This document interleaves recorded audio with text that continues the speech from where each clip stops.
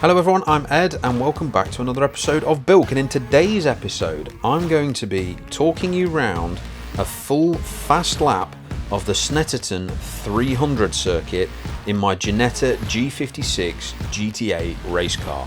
Snetterton is known as an incredibly technically difficult circuit to drive. Unlike other circuits where you've got sort of straight corner and you can prepare within that, Snetterton has actually got a lot of technically complex areas where you're turning and braking at the same time, and you're having to plan much further ahead up the racetrack and prepare your exits much more than you would to do at, say, Silverstone or Brands Hatch or even Donington for that matter. So we're heading down the centre straight towards the first corner, which is a fast-paced right-hander known as Rich's. Because it is so fast-paced, you actually don't want to be squeezing the brake or jabbing the brake or even standing on it too hard. It is one of the fastest parts of the circuit, but this particular corner is all about carrying momentum. It is also, subtly, a double apex corner.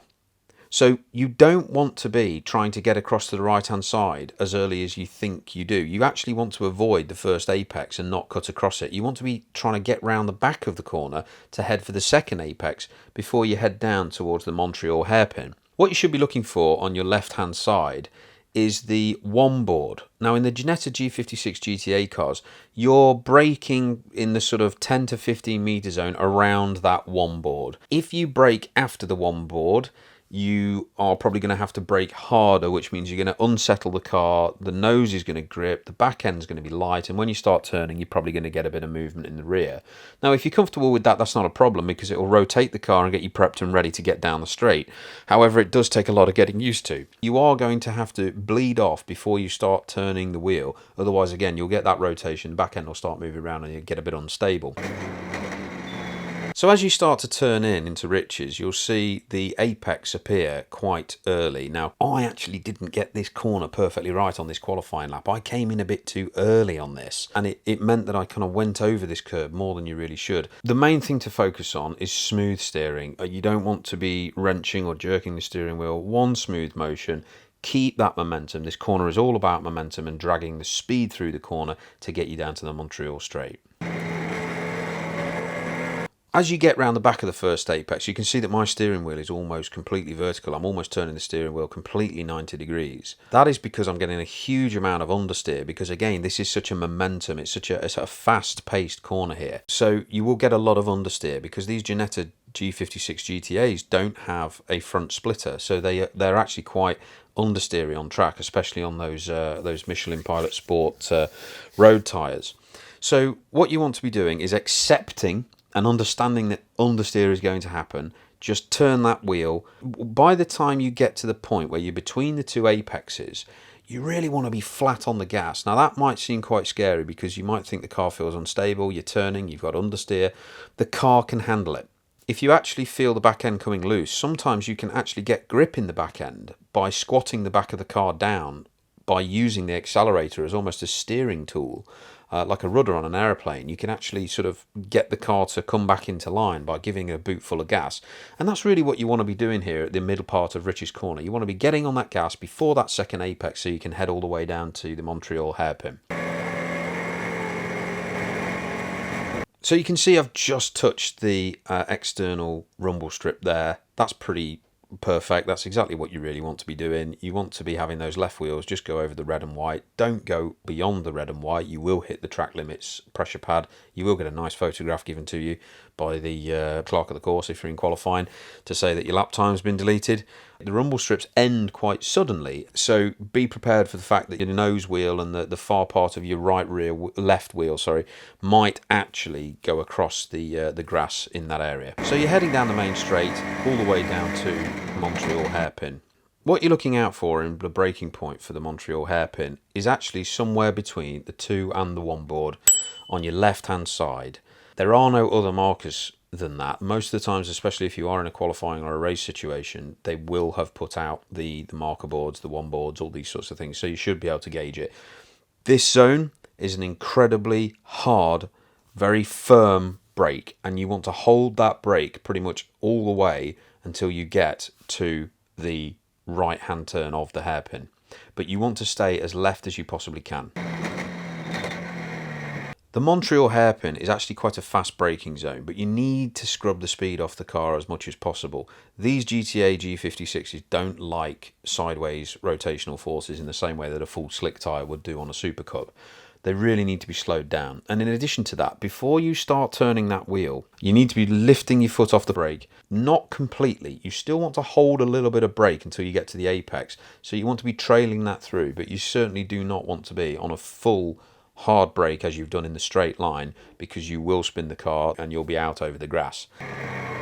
So you can see just above the number 20 on my bonnet, you can actually see that raised sausage curb on the right hand side of the track. That is the absolute sort of centre point of the hairpin. You don't want to be trying to completely square off this corner. You actually want to be coming around the back of it, because you've got a nice acceleration zone up the hill that you need to prepare for. And you want to be touching the apex on the sort of rear 2/3 of that hairpin rather than halfway around the hairpin. So if you aim for the end of the sausage curb on your right hand side to touch your right front nose wheel, that will be the perfect apex position.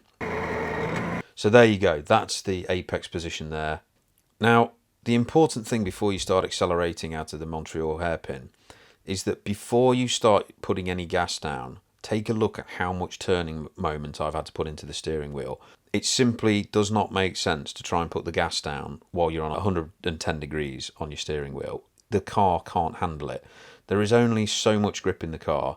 Now, this is a classic example of you will want to get your foot down and get going out of this hairpin, but you just have to be patient.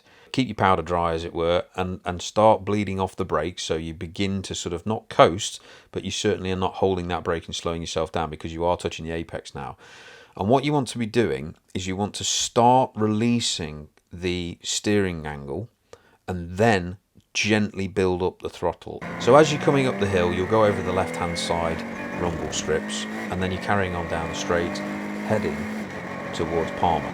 The left-handed turn into Palmer is quite an odd corner. You're going up over a crest, and then you're turning left down on a anti-camber, as it were. I've probably not used the right word there, but the track is wanting you to go out to the right, and the car will want to go out to the right because it's the adverse camber. But what you actually want to be doing is obviously pulling it round to the left. So you want to be brave in this corner, and you almost want to lean on the aero as much as you possibly can. So again, you want to wait till you get to that tabletop of the crest before you put the brakes on at all. A bit of a jab, and then begin to bleed off pretty quickly.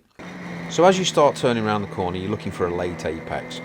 Now you'll see the marshal's post just in the distance on the left hand side. That is fundamentally your exit position. And if you can see that marshal's post, it does mean that you can start to squeeze the throttle. You'll be all over that rumble strip on your right hand side, and it will look like it's in the middle of the bonnet, but actually it's just your right wheel touching it. So as you head down the straight, you're getting prepared for Agostini. The depth perception is very confusing. The track starts to get thinner, making you think that it's longer than it actually is, so be prepared for the corner to come up on you quicker than you think. The braking point that you're looking for in these Ginetta G56s is if you've come out of Palmer with a good exit, you can wait as late as the 2 board or just after the 2 board on the right hand side before you anchor on. But this really is probably one of your hardest braking points in the entire circuit. I would say this is the perfect place to test your brake bias as well. If you lock up the fronts at all, you need to dial it back to the rears, because you really are pressing that hard on the brake. Heading all the way down the straight, you're waiting until you get to the actual turning board before you actually start to bring the car to the left-hand side. Agostini is fundamentally a hairpin, even though it looks quite wide.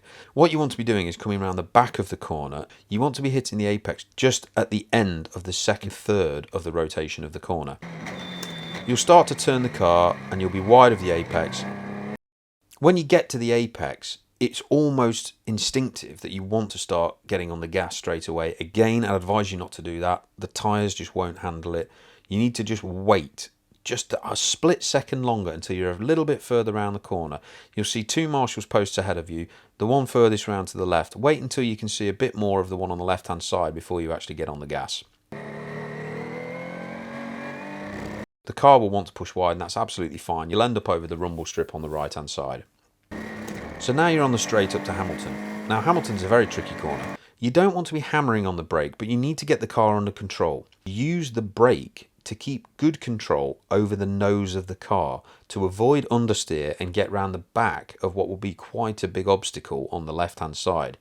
They tend to put out a pretty big barrel or tyre stack on the inside of this corner, which means you really have to be careful when you do your turn in. You can't just cut over the curb.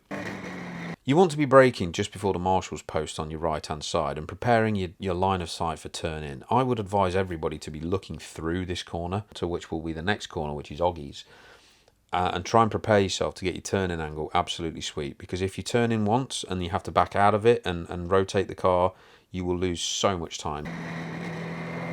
You can actually see how close that barrel is to the track, and it also blocks your view of other cars further way down the racetrack towards Oggie's corner. It is quite a scary moment. As long as you've got your line of sight right on the way in, you should be fine. But at this point, the moment that you hit the apex, you are stamping on that gas, pushing the car out of the corner, and you will pick up some understeer, which will head you out to the rumble strip. So now we're heading down the straight and we're getting prepared for Oggie's. Oggie's is an incredibly complex and confusing corner. There will normally be quite a lot of rubber down on the track, so it should be quite a sticky position to be able to brake and get lots of grip. But what you don't want to be doing is braking under a turning position. So you need to get the car over to the left-hand side, having come out of the rumble strip for Hamilton corner. You want to be braking at the dark patch of tarmac. Now, it's dark because that's where most people start their braking, and that's where the rubber has rubbered in on the track. And it really is a hard brake for Oggie's. And ultimately, when you get it right, you won't get a lock-up because it will have gripped onto that rubber that you will have seen. Now, that's in the dry. If it's in the wet, you need to be offline, and I'll talk through that in another video. But in the dry, you want to be stamping on that as hard as you possibly can. Oggie's is a deceptive corner. It's just got a strange sort of angle to it. Fundamentally, you want to be cutting over the grass on the inside as much as possible.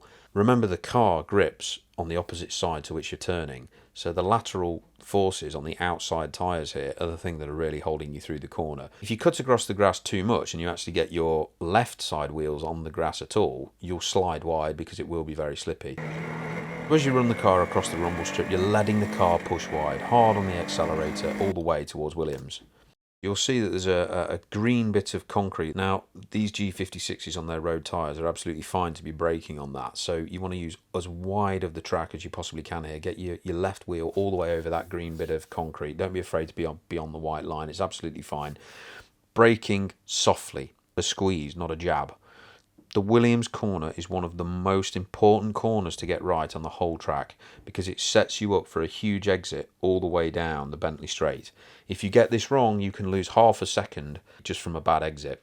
So the best thing to do is stay as far left as you possibly can until the end of that green patch. You can see again there's another tyre stack on the inside. It's not always there, but if it is there, it's an absolute perfect marker for your perfect apex. At this point, you want to be off the brake, coasting and letting all the speed go through the car and all the way through the corner, but you do not want to be picking up that accelerator. You just have to wait.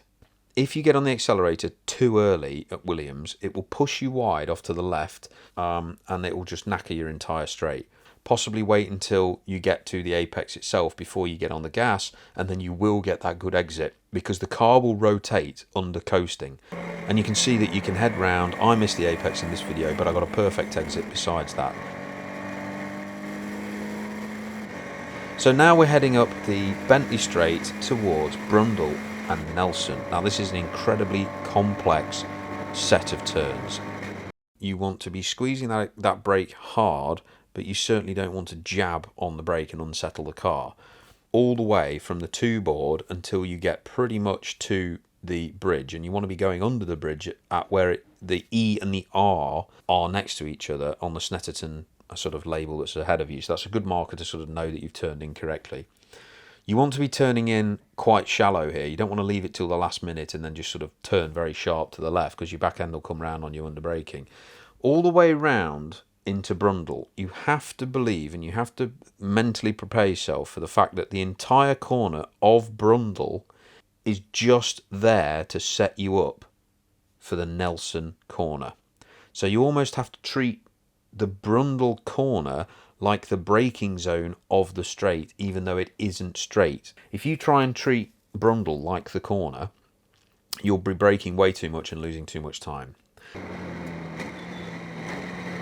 So there we go. We've trailed the car through and we're now all over the curb on the inside on the left-hand side. At this point, if you're braking too much, the back end will come round on you under braking because you are turning the car and braking at the same time. You'll lose grip. So this is why you need to start trailing off. It will feel counterproductive because you'll be terrified. You'll have started the corner at 125 miles an hour. You'll be wanting to bring the speed off the car, but actually the car is happier under less braking as you're turning through the corner. I actually had a bit of a wobble there just coming into Nelson because I did take too much curb and it did unsettle the car a little bit too much. So what you want to be doing for Nelson is keeping the car to the left-hand side as much as you possibly can, counter to what you see in this video where I've bounced across into almost the middle of the track. And you want to be coming round the back of Nelson as much as possible. Nelson has got a huge sausage curb, and if you cut it, it will bounce you right the way out and you'll be on the grass and you'll probably spin. But what I would say is you've braked under the bridge, you've trailed off around the corner into Brundle, and then when you're on the straight and you're preparing on that short tiny little bit of straight that you get just before the start where you turn right into Nelson, you want to almost completely come off the brake and coast all the way through. Just as you touch the apex on the right hand side, avoiding that sausage curb like the plague. As soon as you can start to loosen up the steering wheel and get it in a more straight position, you'll be able to get on the gas as quickly as you possibly can.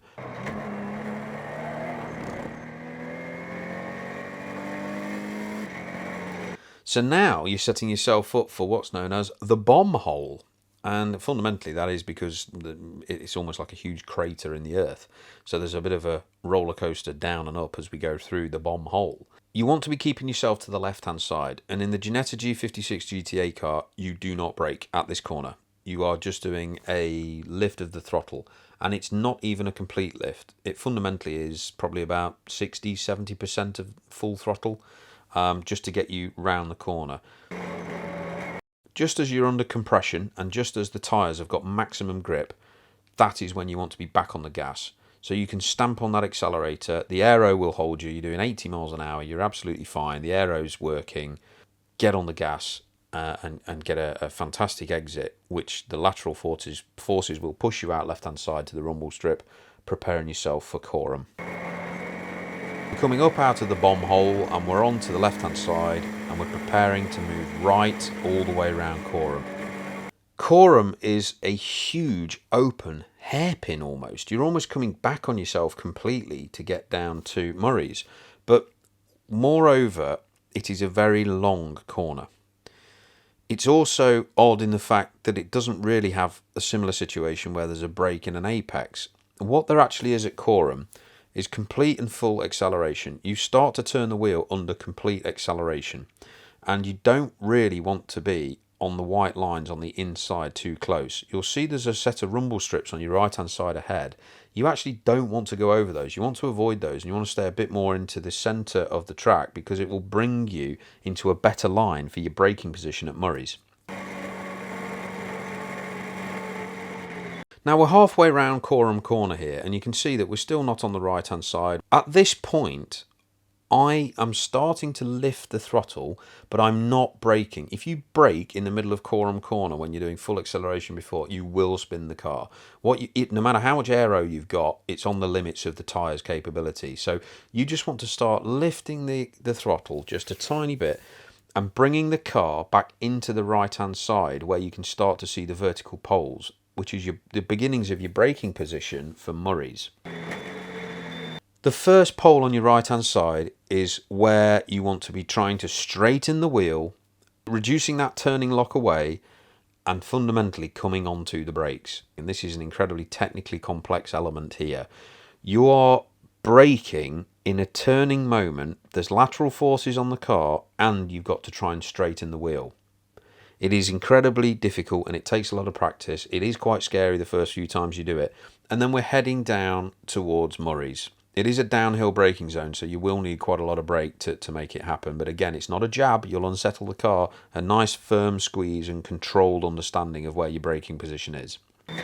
The final pole is the indication when you actually want to be looking to start turning the wheel to the left-hand side. You are actually carrying quite a bit of speed at this point, despite what it feels like. You're still doing sort of 65, almost possibly 70 miles an hour if you get it absolutely perfect. And from that point of view, you don't want to just wrench the steering wheel to the left-hand side with the brake still on, because you will have nose grip and the back end will spin round on you under that left turn. So what you want to do is trust the car, have a little bit of faith in the aero, although there isn't that much at that point, and you can start trailing that brake through into the left-hand side. But again, I'd advise you be very careful. The left-hand side at Murray's has got a huge sausage curb. I've experienced it in races where I've got pinched between other cars and we've had comings together and collisions, and it's not enjoyable. So the best thing to do is make sure you keep yourself wide enough to get round the back of Murray's. So as we get to the apex and then we're looking up the straight, you really want to be getting on the accelerator exactly as you hit that apex, if not a little bit before. You want to be setting yourself up to get as square as possible so that you can get on the accelerator as early as possible to get down the centre straight.